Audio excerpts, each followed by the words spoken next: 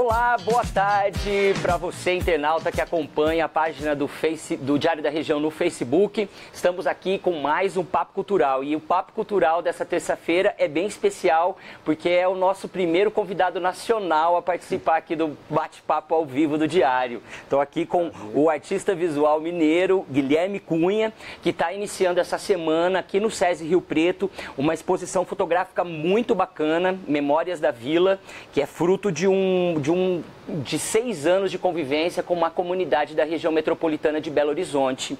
E é sobre essa experiência que o Guilherme vai falar aqui com a gente hoje. Guilherme, muito obrigado pela tua presença. Obrigado pela oportunidade de falar mesmo. E obrigado à turma que está assistindo aí. O cara estava lá montando a exposição, veio para cá, deu um tempinho só para vir aqui conversar com a gente. E você que acompanha o nosso Papo Cultural sabe como é que funciona a coisa aqui. Se você quiser fazer algum comentário, mandar alguma pergunta aqui para o Guilherme, é só usar a timeline aí da transmissão ao vivo, que eu estou acompanhando tudo aqui e a gente vai conversando.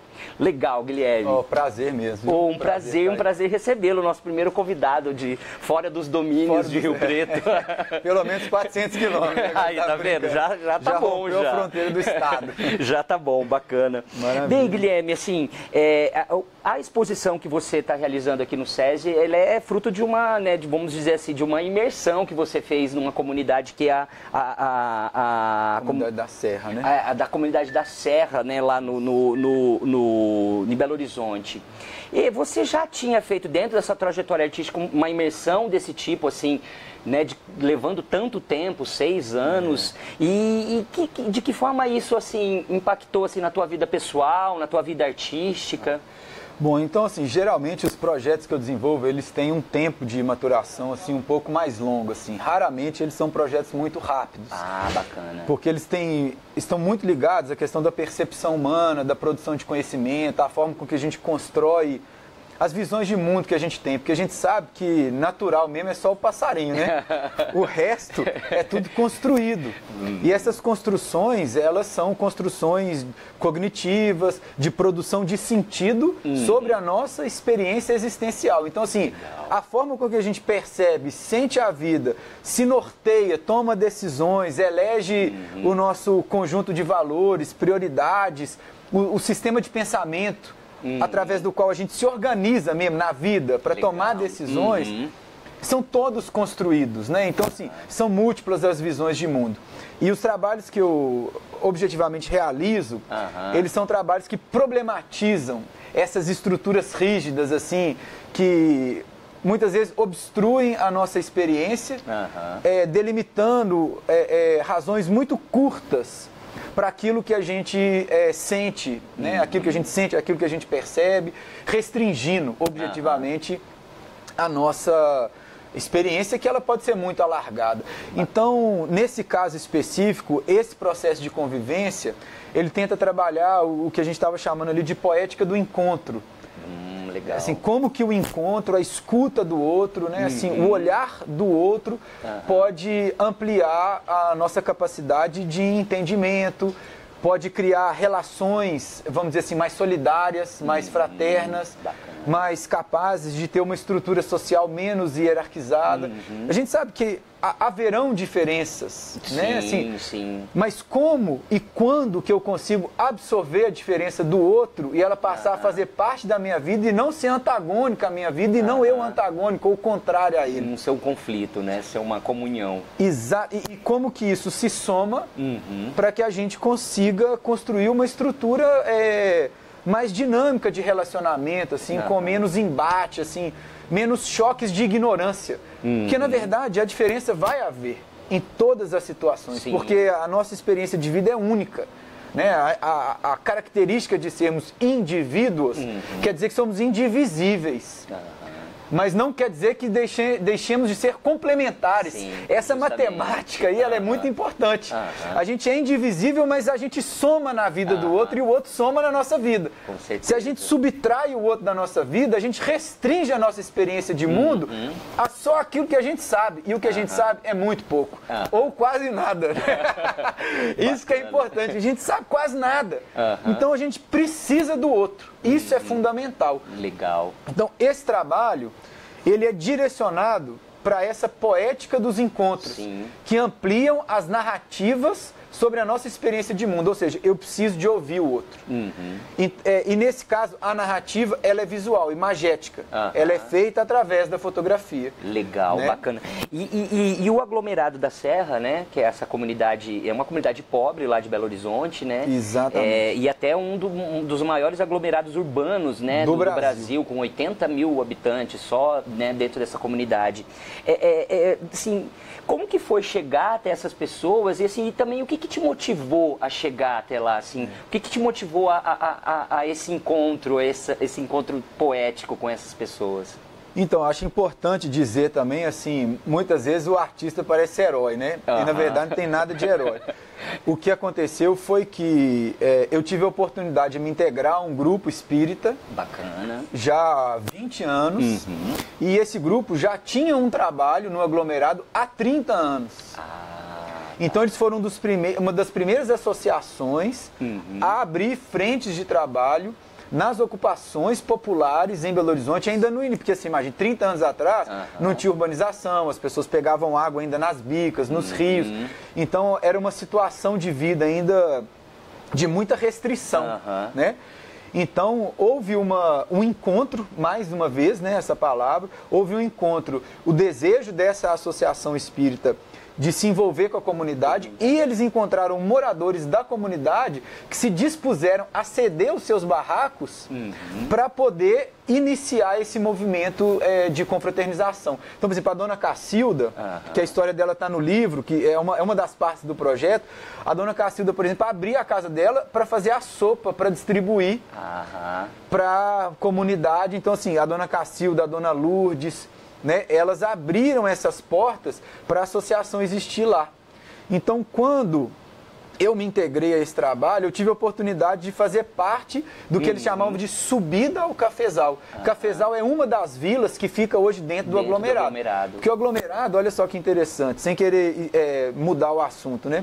Ele começou, segundo os próprios moradores, as ocupações por volta de 1914. Nossa, cara, é muito tempo. E Belo Horizonte, ela foi fundada por volta ali de 1857, e antes de Belo Horizonte ser fundada, já tinha se instituído na região, que seria a região metropolitana da cidade, 2 favelas. Olha só. Por quê? Porque os engenheiros que previram a construção da cidade esqueceram, lembraram dos prédios, mas esqueceram das pessoas. Então, os trabalhadores que vinham não tinham aonde morar, cara. Então, eles vinham do interior, eles vinham de diversas regiões ali periféricas da região central, onde seria construída a nova capital mineira, né? Então, essas pessoas ficaram à mercê da sorte, literalmente. Então houveram 2 grandes favelas em Belo Horizonte no início, antes da inauguração da cidade, para abrigar essas pessoas. E à medida que a cidade ia sendo construída, essas favelas iam sendo empurradas para as periferias. A população pobre era tolerada na região do centro, à medida que ela servia de mão de obra para o poder que estava instituindo a nova capital. A partir do momento que eles eram desinteressantes, que os prédios já estavam prontos, que a região já estava loteada, as nobres casas já estavam construídas, a prefeitura empurrando as pessoas. E a região do Cafezal era uma região de fazenda, era uma região de montanha, era uma região de rio, uma região de até pessoas que cuidavam mini fazendas e sítios. Então essas ocupações começaram ali por volta de 1914, tem uma diferença de data ali, mas é 1904 e 1914. E por volta de 1980,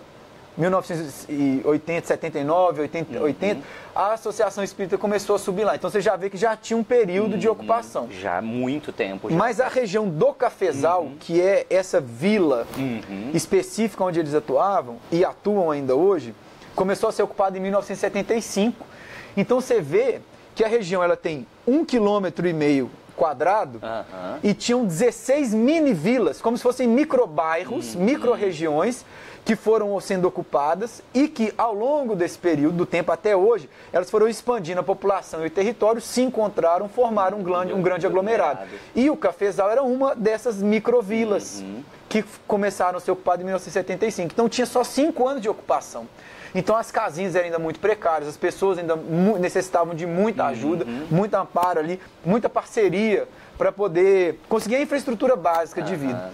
Então eu me integrei a esse trabalho por volta de uns 20 anos atrás, 18, 20 anos atrás, e de alguma maneira a leitura que essas pessoas faziam da minha presença lá era a partir dessa conquista de confiança já de 30 anos. Então eu não tenho mérito nenhum nisso. Eu queria pontuar isso. Eu contei essa história toda para falar que o mérito não é meu. Absolutamente nenhum mérito. A gente participava desse trabalho e tinha oportunidade. Quando você chegou mesmo, você chegou como para ser um voluntário nesse trabalho assistencial que o Grupo Espírita realiza. Subia com roupa. Não com essa intenção já de eu vou aqui, né, quero conhecer a história desse povo, quero registrar isso. A gente nem sabia, nem sabia. Aí você vai convivendo e aí você vai ouvindo aquelas histórias. Aí você fala, gente, a vida é muito maior do que eu imaginei que ela era. Exatamente. As situações, a senhora que te conta, ela fala assim, ô meu filho, você está fazendo um livro, eu vou te contar uma história, depois você escreve ela. A gente combina de encontrar. Aí ela falou assim, os meus meninos foram criados com mingau de jornal. Cara, você escuta um negócio desse? É uma realidade. Ela falou, eu pegava água quente, misturava com jornal, quando tinha sal, eu punha sal, porque quando eu ouvia eles chorar, a única coisa que enchia a barriguinha deles era o jornal com água. Puxa, cara. Aí acabou que depois eu não encontrei ela de novo. Mas no prefácio do livro, eu narro essa pequena anedota, esse pequeno encontro, porque ela me parou, muitas pessoas a gente procurou, essa me parou, lá na hora que a gente estava almoçando ali, entre uma foto e outra, lá nos dias de sessão de fotografia lá na favela. E ela falou, você que é o menino que está fazendo o livro, né? Aí eu falei, sou sim senhora. Aí ela me contou essa história e falou assim, e depois eu quero que você escreva uma história. Nunca mais eu vi ela. Mas quando você escuta, essa é uma, mas quando você escuta 10, 20, 30 histórias sobre essa, você fala assim, gente, os processos formativos sobre a história brasileira, na escola, eu falo assim, eu não estudei a história da favela, mas eu estudei a guerra de secessão dos Estados Unidos. Falei, tá errado, os valores estão invertidos.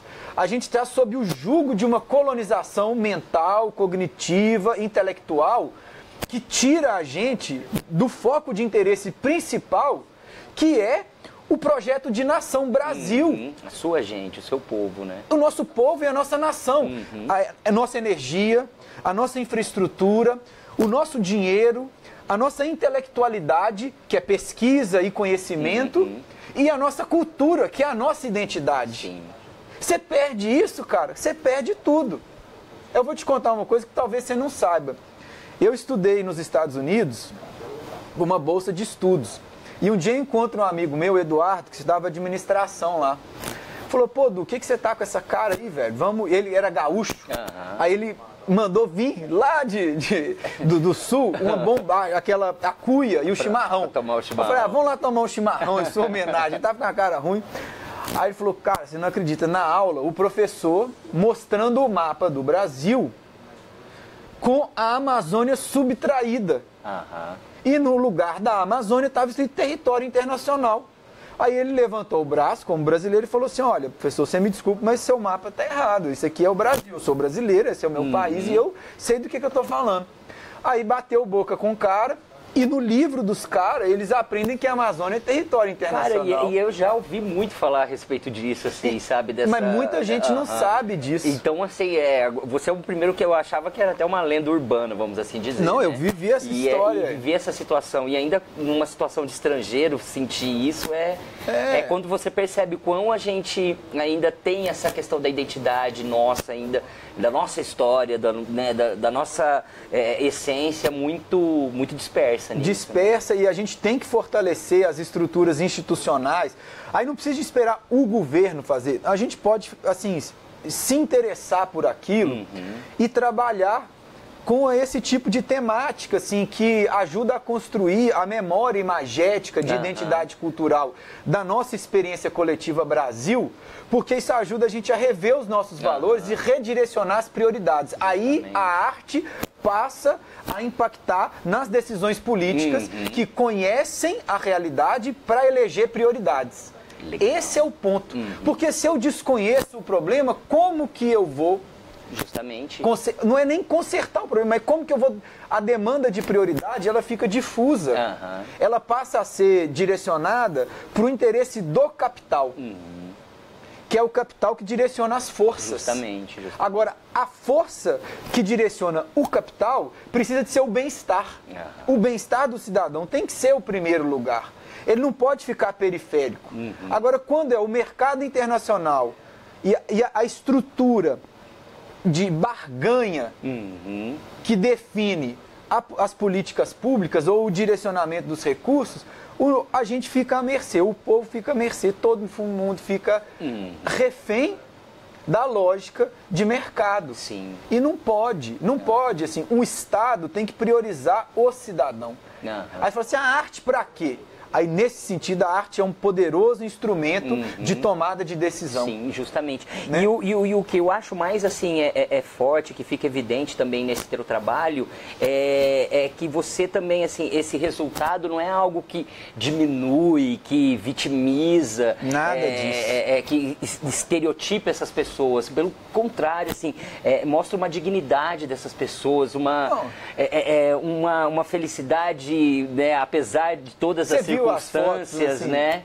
Então, assim, não sei se você, assim, como que foi também ver essa dualidade, assim, no meio de uma miséria, você vê que as pessoas, elas têm esperança, elas têm, né, elas buscam, né, algo melhor, enfim, como é que você sentiu essa dualidade?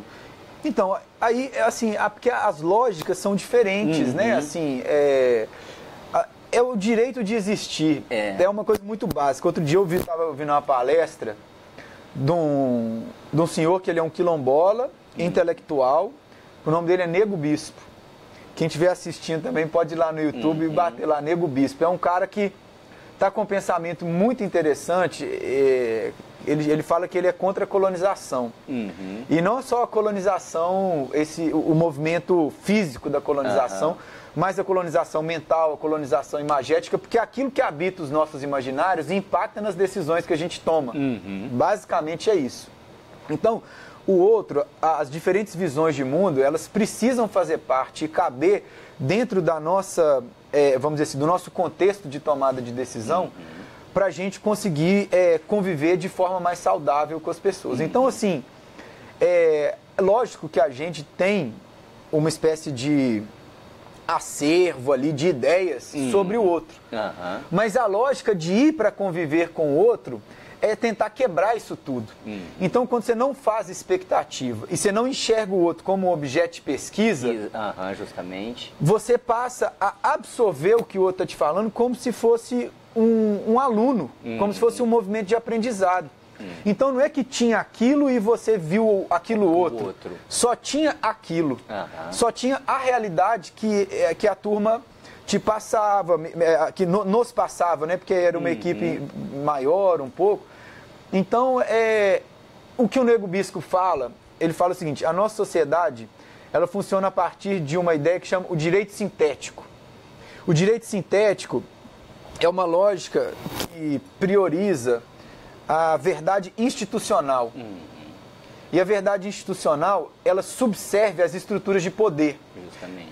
Para justificar o acúmulo de capital e o direito do Estado de, como ele diz, de cercear o cidadão. E ele fala que os quilombolas funcionam pelo direito orgânico. E o direito orgânico é contrário do direito sintético. Ele fala, o direito orgânico é o direito à vida. A vida. Acabou. Você tem o direito de existir. Então, o que essas imagens mostram é o direito orgânico. Porque elas mostram uma festa de aniversário. Se eu te pergunto, você gosta de festa de aniversário? Sim. O outro também gosta. Você gosta de escutar música? O outro também gosta. Você gosta de ficar deitado com uma namorada, um namorado, independente do gênero, né? Se você gosta de ficar deitado ali, gosto.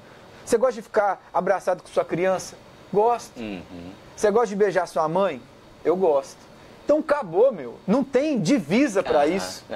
E aí a gente constrói uma lógica de setorização a partir de uma hierarquia social que a gente percebe o outro como se ele fosse algo distante, algo diferente, algo distinto. É lógico que, aí agora a gente fazendo, né, uma abordagem crítica à mídia em geral, as imagens que circulam na mídia, elas corroboram com essa ideia.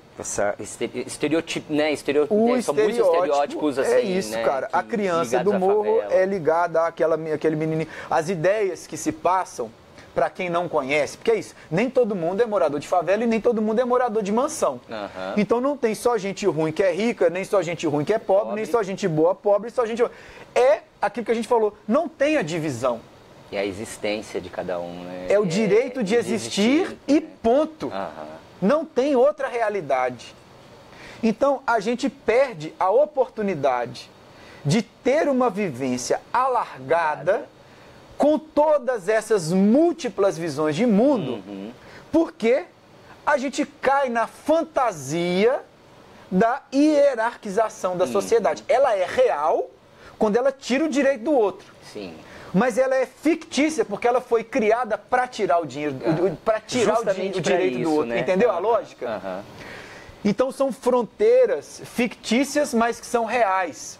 Porque ela restringe o acesso e a oportunidade daquele que está sendo restringido de acessar o mesmo direito, não é privilégio, o mesmo direito do outro. E esse exercício de percepção alargada a partir da imagem, ele nos convida a outras narrativas. Por isso que a exposição chama Memórias da Vila, entre outras narrativas e as poéticas do encontro.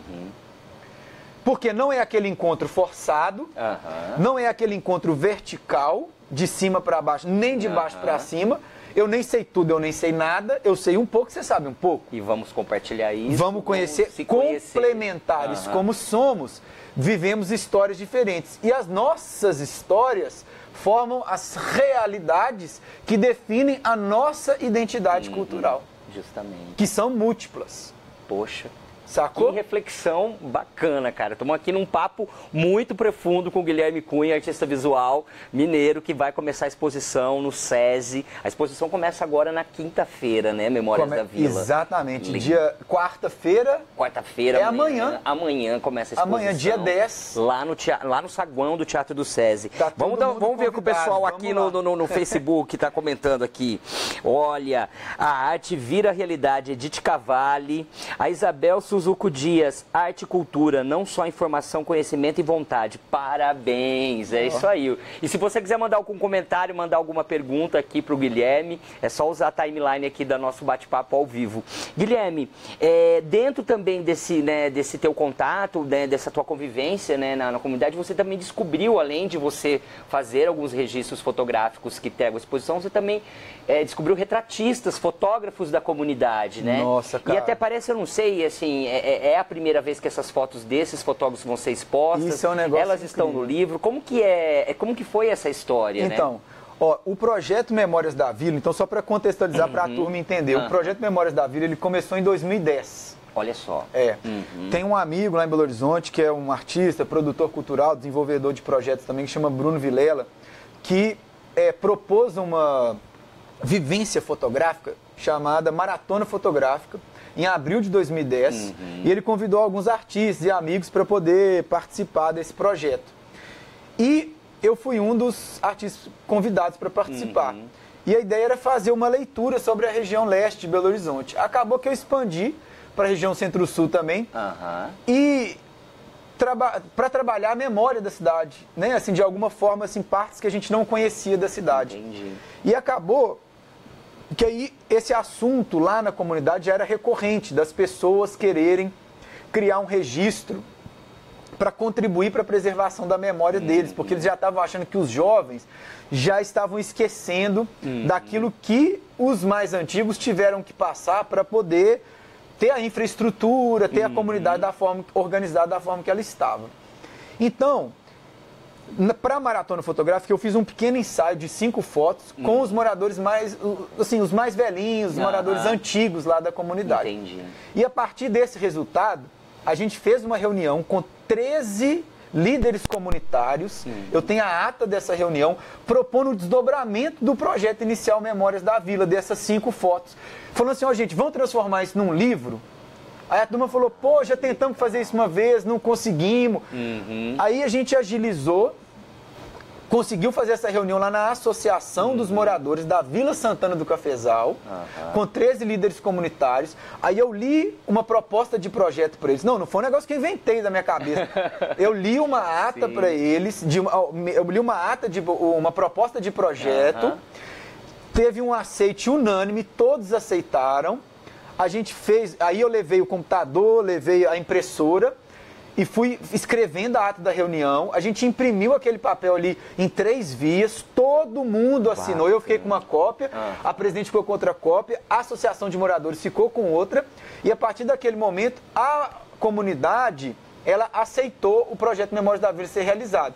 A gente demorou quase 6 anos para realizar o livro. Que é esse livro aqui, né?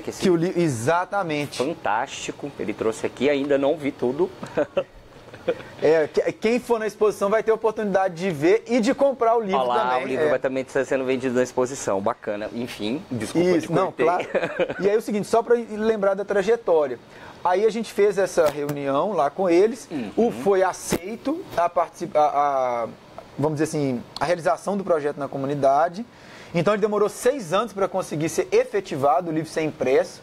A gente fotografou umas 175 pessoas e entrevistamos várias outras. E no livro a gente conseguiu colocar 70 pessoas, por volta de 70, 80 e 21 relatos. Aí o livro foi lançado em janeiro de 2016, então começou em 2010, o livro foi lançado em janeiro de 2016. E a gente fez um lançamento lá na comunidade, distribuindo 490 livros, entre 500 e 490 livros. Bacana. E o livro, então, foi...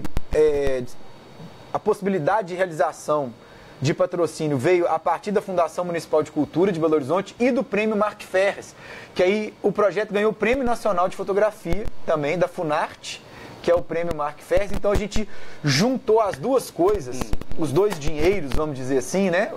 Os dois financiamentos, para poder fazer a impressão do livro. E durante a pesquisa do livro, a gente descobriu que na comunidade haviam vários fotógrafos que vinham registrando o cotidiano e o dia a dia deles há mais de 40 anos. Desde o final da década de 70, início da década final da década de 60, início da década de 70. Então você tem um acervo acumulado de milhares e milhares e milhares de negativos do registro do dia a dia daquela comunidade. E eu digo que é uma fenda na história, mostrando uma outra narrativa, e não é uma narrativa alternativa, é a narrativa real do que é o dia a dia daquelas pessoas. E que a gente estava falando dessa coisa que a gente não estudou a história das favelas, que é indissociável da história das metrópoles e das cidades brasileiras, é nesse sentido, de que essas imagens, elas não estão na pauta, muitas vezes, das pesquisas oficiais, das linhas de fomento, de financiamento de pesquisa, resgatar a memória imagética e oral das regiões de ocupação popular, porque elas não são reconhecidas como história oficial de metrópole. Se elas fossem, talvez a gente tinha direcionamentos. Agora elas já estão sendo. Tem uma menina na PUC de Belo Horizonte fazendo o mestrado dela sobre o livro Memórias da Vila.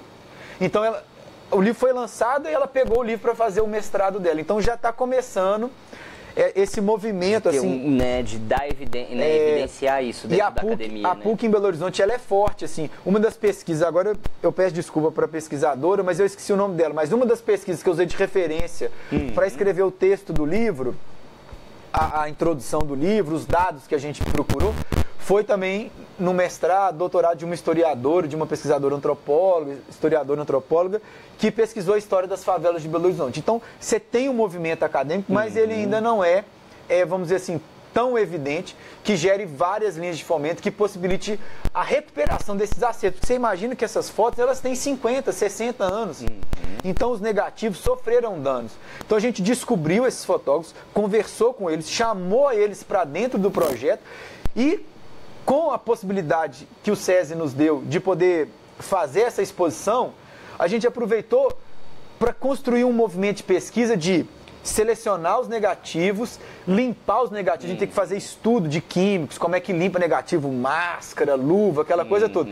Então a gente limpou os negativos com os químicos, digitalizou os negativos, fez a limpeza digital, imprimiu e trouxe para cá. E é a primeira vez no Brasil que essas imagens vão ser expostas. E é engraçado que são as imagens de Belo Horizonte, mas elas estão sendo expostas pela primeira vez, o acervo de 50 anos de trabalho do senhor João Mendes e do seu Afonso Pimenta, que são os dois outros fotógrafos que estão participando da exposição.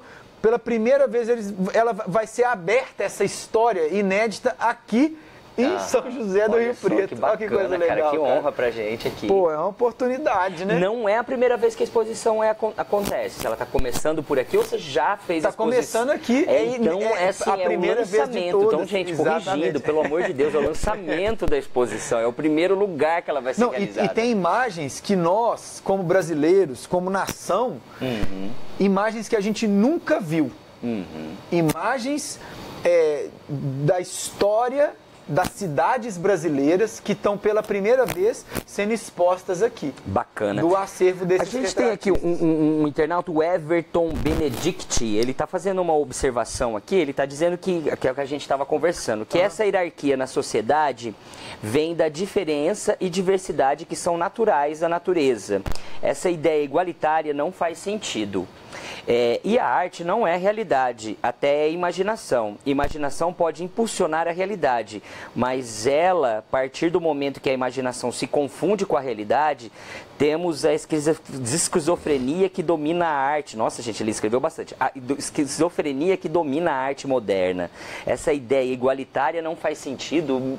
Eu acho que ele não compreendeu muito o que a gente estava discutindo aqui, assim. É porque é o seguinte... o que a gente quis dizer é que as imagens que habitam a nossa mente, elas acabam impactando nas decisões que a gente toma. Sim. Porque, por exemplo, imagina só, você tem a indústria cinematográfica. Na hora que você vai no cinema ver um filme norte-americano e não para ver um filme brasileiro, você fez um processo que chama evasão de divisas. Você tirou um dinheiro que você trabalhou com recurso do povo brasileiro, e se você na escola que você estudou, se ela é escola pública, foi um dinheiro coletivo, um dinheiro que você ganhou e você deu lá para um estúdio de Hollywood. E aquele desejo visual, ele impacta na realidade. Sim. Porque ele define as prioridades. Isso virou uma prioridade para você. Então, em vez de você ir ver uma história e um processo de produção imagética e contribuir para o alargamento de uma indústria brasileira, a gente contribui para uma indústria norte-americana. Tornou realidade. Conectou, é o fio terra. Ele conectou com o mundo nesse momento.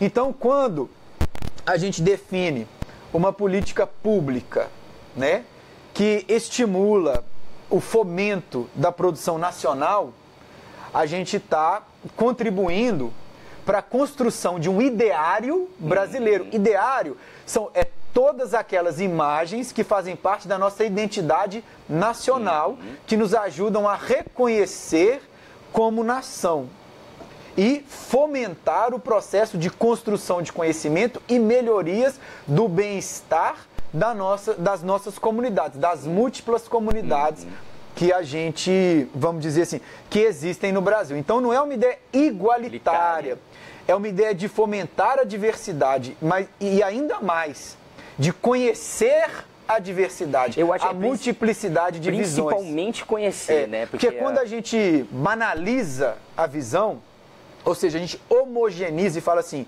o cinema, a fotografia, não, são os cinemas, as fotografias, as realidades. Então eu quero falar para o nosso amigo, como é que ele chama? É Everton.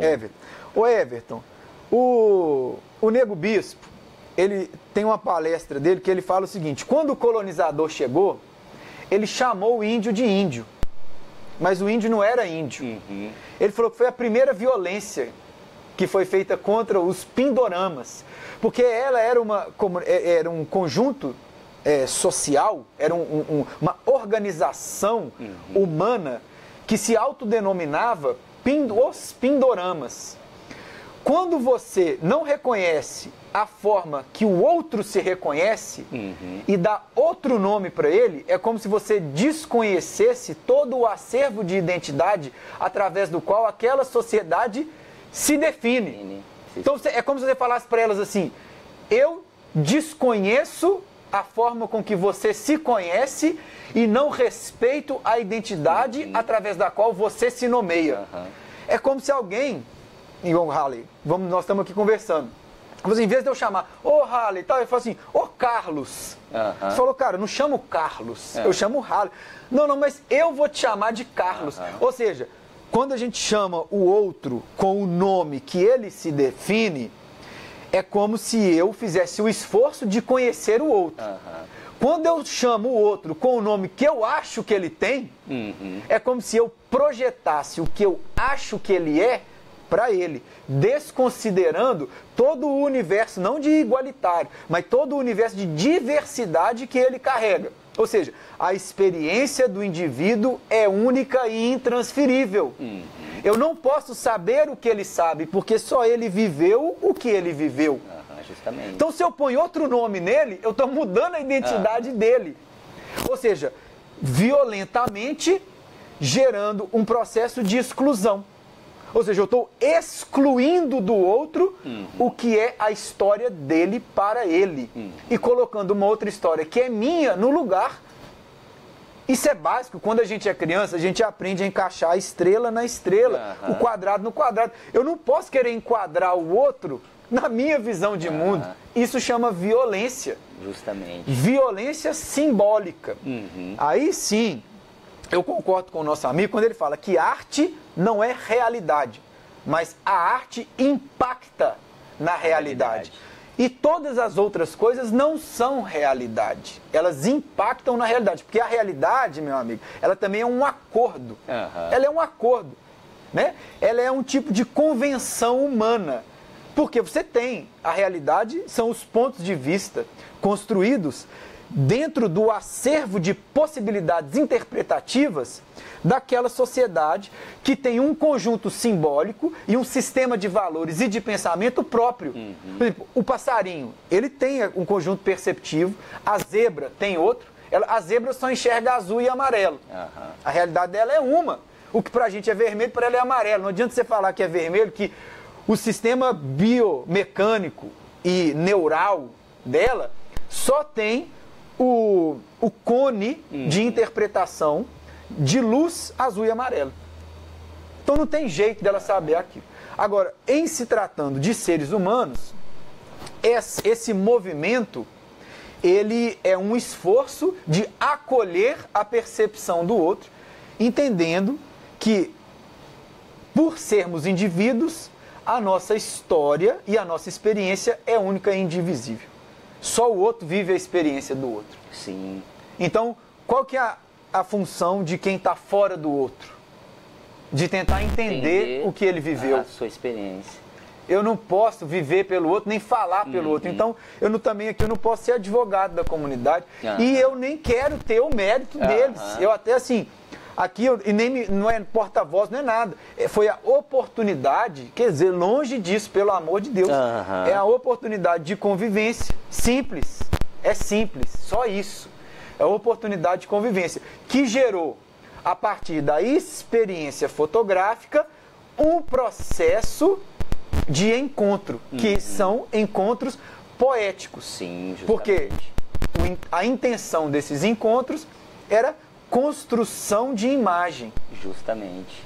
Legal, bacana. Estamos aqui conversando com o Guilherme Cunha, que vai começar amanhã, quarta-feira, uma exposição aqui no SESI Rio Preto, Memórias da Vila. Guilherme, conta agora um pouco mais, saindo um pouco do universo da fotografia. Queria até saber, porque vendo o teu currículo, né, você se intitula artista visual, né? Então, assim, você já trabalhou com outras linguagens antes desse projeto, assim, né? E quais outras, né, frentes, assim, você, né, trabalhou, atuou dentro da tua trajetória artística? Bom, até agradeço a oportunidade de expandir um pouquinho a conversa. Assim, bom, como eu disse no início, o meu trabalho, ele problematiza a experiência humana no sentido da produção de conhecimento, né? Assim, como produzimos conhecimento a partir da percepção. Então, muitas das vezes, a gente, na nossa sociedade, né, e os modelos de formação que existem, eles nos adestram a repetir um conhecimento que está pronto. E muitas vezes tirando a oportunidade da gente construir uma dinâmica de produção de conhecimento a partir da experiência vivida. Porque muitas vezes quando a gente está, vamos dizer assim, envolvido num fenômeno de experimentação, igual uma conversa, ou quando a gente observa, vamos dar um exemplo assim, quando você está observando uma árvore. Quando você olha a árvore, você olha a árvore ou você projeta o conhecimento que você tem sobre o que a árvore é? Então, nesse sentido, a árvore nunca é o que te falaram que ela é. Ela vai ser sempre algo que você está experimentando no momento que você conecta o seu contexto sensório-cognitivo, ou seja, o seu acervo de conhecimento com os seus instrumentos perceptivos. Ele sempre vai ser uma experiência nova. Então, em vez da gente viver o presente, a gente sempre vive o passado. Porque eu projeto naquilo que eu estou vivendo algo que alguém me falou que eu tinha que pensar sobre aquilo que eu estou passando. Então, o trabalho que eu desenvolvo, ele tenta pesquisar o que eu chamo de presentificação da experiência vivida. Legal. É trazer para a realidade do presente, para a atualidade, a experiência que a gente está vivendo. É um exercício existencial de conhecer aquilo que está na sua frente. Bacana. Então, nesse sentido, ele atua em diferentes eixos de interesse ou diferentes frentes de trabalho. Então, eu trabalho a conexão ou a interseção da arte com a ciência, da arte com a política, das ciências sociais. Ou seja, em resumo, é a interconexão da arte com os diferentes campos de conhecimento, para que a gente também consiga se nutrir de outras visões e outras percepções que às vezes a arte não dá conta. A ciência sozinha, ela não dá conta de muita coisa. Ela enrijece.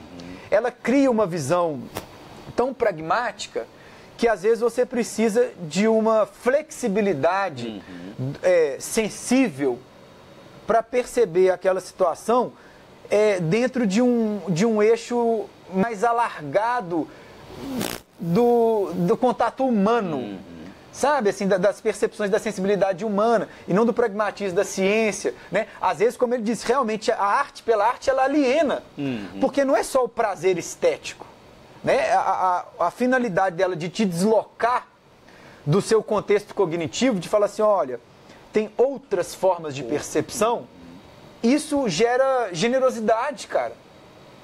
Porque quando você está com alguém na sua frente, você projeta o que você esperava que aquela pessoa fosse, você entendeu? Então essas ferramentas existenciais, elas podem ser exercitadas a partir da experiência artística. Então não é arte para o deleite. Então o meu trabalho, objetivamente, ele não foca na arte para a contemplação do objeto. Não é um exercício estético. De forma alguma. Ela é um encontro existencial. Legal. Para o que a gente chama de deslocamento cognitivo. O que é o deslocamento cognitivo? É para ele te mostrar uma outra versão daquela experiência que você está vivendo, que às vezes a gente vem todo prontinho, né? Eu vou lá ver aquilo. Não, você vai lá ser visto. Você vai encontrar com uma realidade que ela vai te possibilitar outras versões, outras narrativas, se a gente quiser dizer, daqueles conceitos que a gente carrega já do processo formativo que a gente viveu na escola, dentro de casa. E uma coisa também que muitas vezes molda a nossa personalidade é o contexto social, a chamada classe social onde a gente vive. Porque é o seguinte, naquele grupo de pessoas, as pessoas conversam as mesmas coisas, elas vestem as mesmas roupas, elas falam as mesmas coisas, elas comem as mesmas comidas. Então a gente acha que a vida é aquilo, cara. Pô, não é de jeito nenhum. A vida é tudo que todas as outras pessoas que não somos nós vivem. É tudo que... Eu até, aproveitando a oportunidade, estou até desenvolvendo um trabalho que é essa reunião dessas teorias que a gente desenvolve, dessa a presentificação da experiência vivida, o deslocamento cognitivo, que, bom, se Deus quiser, vai ser o próximo livro que eu vou lançar, que ele chama O Oposto Complementar do Infinito. Olha só. O que é o oposto complementar do infinito? É tudo aquilo que o infinito não é, que é o infinito. Ou seja, ele é o oposto de tudo que não é um. Então a gente, objetivamente, é também o que nós somos e tudo aquilo que nós não somos. Porque é um complementar, né? É como se fosse a união das mãos. Então é um exercício também de tentar organizar essas experiências da arte, né? Vamos dizer assim, num compêndio, que não é um compêndio filosófico, é um compêndio de reflexões, pensamentos críticos e problematização da nossa experiência existencial. Porque a gente nunca está só limitado àquele contexto no qual a gente foi inserido ou aqueles conhecimentos que passaram para a gente. A vida não pode ser aquilo que alguém falou para a gente que ela tinha que ser. A história, dependendo do regime político que você está, ela é completamente diferente. A história que contava na época da ditadura militar não é a mesma história que a gente conta hoje. A história, por exemplo, que o Nego Bispo conta, que ele fala que é a história contra a colonização, que ele nem chama dos índios, a história dos pindoramas, e a história de resistência dos quilombos. Não é a história que está no livro que a criança está estudando. A história oficial é escrita pelos vencedores, né? E essa oficialidade da história, ela muda com o regime também. Por exemplo, o MEC. Qual que é a política de regência, né, de produção de conhecimento? Se muda o ministro, ou muda o regime, ou muda o interesse, dependendo de quem está no poder, vão ser outras distorções. A gente pode até falar isso, né? Não é nem outra história. O tipo de distorção que vai acontecer vai depender das diretrizes ideológicas, se a gente pode chamar, muita gente fala que ideologia nem existe mais, mas das diretrizes ideológicas que estão sendo orientadas, né, que estão orientando, aquele grupo que rege, né, momentaneamente, a partir de uma definição dita, né, democrática, o país. Então, assim, de acordo com o grau de democracia da coisa, a história é diferente, né? Justamente. Se teve muito ou pouca, ou se teve golpe, ou se não teve, a história é outra. Então, a imagem, ela é muito importante por causa disso, porque quando as pessoas veem a imagem é uma fenda na realidade. E no momento que a gente está vivendo, a gente precisa de praticar a visão sobre as múltiplas versões da realidade e tentar trazer essas imagens que ficaram muitas vezes dormentes. Eu nem falo à margem, mas elas estão ali dormentes, esperando para ser descobertas à tona. Porque isso vai dar força para a gente também, para poder passar por esse momento aí que a gente está vivendo, esse momento político sombrio aí que a gente está vivendo, e a gente vai conseguir reverter esse processo, porque a gente vai entender que a gente é uma coletividade com muitas visões de mundo, com muitas potências, muita inteligência, e a gente não pode se deixar levar por uma sombra momentânea que tenta obscurecer a nossa capacidade de pensamento crítico e reflexão. Tem uma frasezinha, até do Chico Xavier, que ele fala assim: não se curve diante das sombras do mundo. Justamente. que bacana. Estamos aqui quase terminando o nosso bate-papo aqui com o Guilherme Cunha. Né? Assim, legal, né? Muito bom esse papo, muito legal, uma reflexão muito bacana, muito oportuna para o momento que a gente vive hoje. E Guilherme, agora me conta uma história. Começou por Rio Preto, essa exposição tua, então ela tem uma trajetória ainda a cumprir, tem uma viagem ainda a ser feita. Isso. Já tem outros lugares assim programados aqui no estado, aqui em São Paulo? Como que vai ser assim depois daqui de Rio Preto? Então a exposição foi selecionada, né, para um edital do SESI, que ocupa o que eles chamam de Espaço Galeria, que faz parte do teatro do SESI, em diferentes cidades do interior de São Paulo. Então a gente vai passar, assim como os outros projetos que foram aprovados, né, que a cidade de Rio Preto também vai receber outros projetos. Sim. A gente vai passar por Itapetininga, por Campinas e São José dos Campos. Então tem ainda mais aí 200 dias de exposição, cara. E quando o pessoal da comunidade lá do aglomerado da Serra vai, vamos dizer assim, ver essa exposição? Porque eles só viram, eles têm o livro, né? Isso, eles têm um livro. Não sei. Parte deles vai ver amanhã, porque a turma tá vindo aí. Olha só que bacana, o pessoal vai vir pra cá. Vai. Olha a turma só, tá que vindo, legal. Não podia, porque a exposição, assim... Não, é que eu fiquei imaginando, assim, o morador da comunidade vendo, assim, o resultado. Não é que ela não é minha, né? Se eu tive a oportunidade de poder organizar esse material, parte das fotografias fui eu quem fez, né? Mas grande parte da exposição é esse acervo que a gente está trazendo à tona, do seu João Mendes, que é o pioneiro, assim a gente poderia chamar, né? Assim, e do seu Afonso Pimenta, que aprendeu fotografia com o João. Olha só. O Afonso foi assistente do João e depois seguiu carreira solo, vamos dizer assim, legal. né? E os dois hoje, eles sempre, né, eles são grandes amigos e tudo.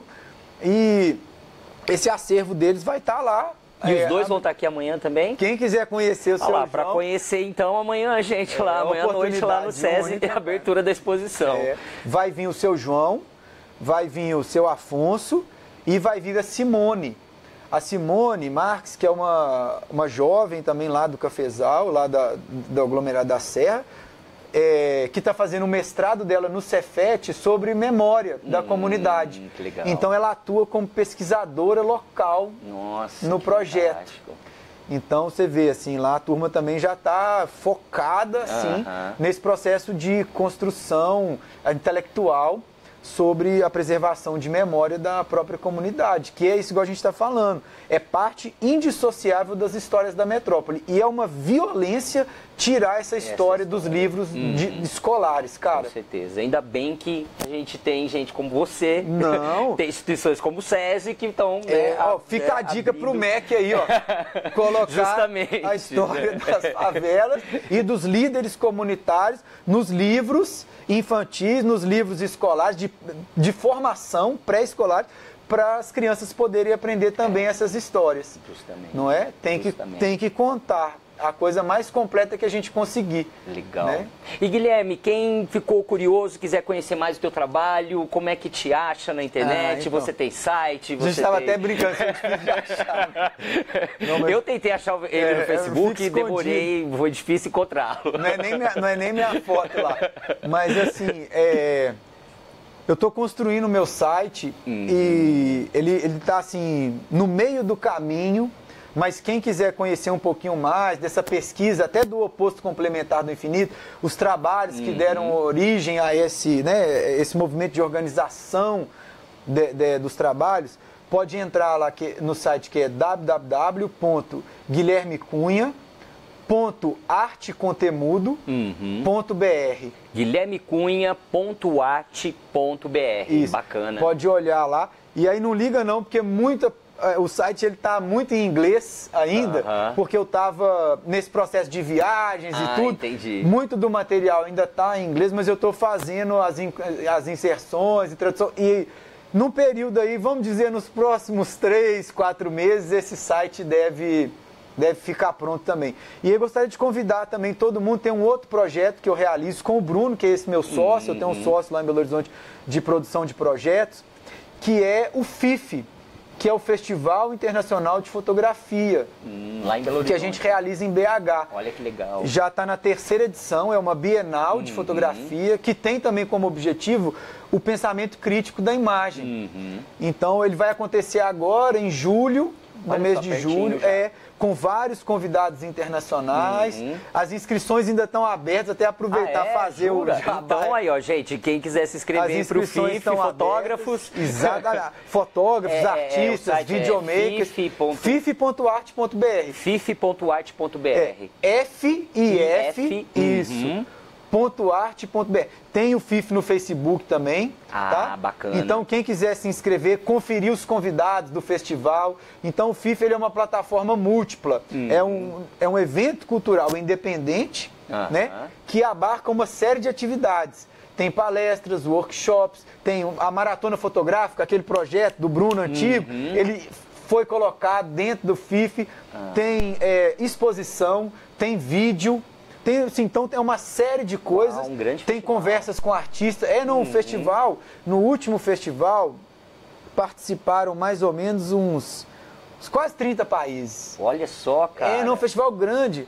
A gente tem recebido nos últimos anos 1.500 inscrições de 70 países diferentes. Que bacana, cara, que legal. É um movimento assim que a gente trabalha com muita dedicação para continuar esse processo de produção crítica sobre a produção da imagem, né? A importância de lembrar que as imagens que nos habitam impactam na forma com que a gente toma as decisões, elege as prioridades da nossa vida.